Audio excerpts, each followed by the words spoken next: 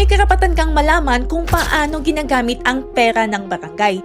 Pero, saan ka ba unang titingin? Una, hanapin muna ang Full Disclosure Board, Bulletin Board ng Barangay, official page of Full Disclosure Policy Portal. Dito dapat makikita ang ilang financial documents, reports, at impormasyon tungkol sa paggamit ng pondo. Kung wala roon ang hinahanap mo, pwede kang magsumiti ng maayos na written request sa barangay.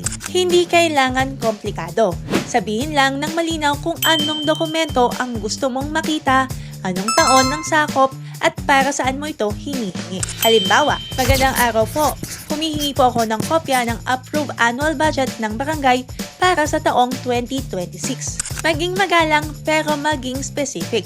Hindi lahat ng dokumento ay agad-agad maibibigay, lalo na kung kailangan pa itong hanapin o may protected information. Pero pagdating sa pampublikong pondo at proyekto, may obligasyon ang gobyerno na maging transparent. Hindi ito tungkol sa paghahanap agad ng mali. Ito ay tungkol sa pag-unawa kung paano ginagamit ang pera ng bayan. Ang mamamayang marunong magtanong ng maayos ay mas mahirap lokohin. Follow para sa karapatan mong malaman, i-share ito sa taong gustong magsimulang magtanong ng maayos. This is your nagmamahal, Lara Ventura.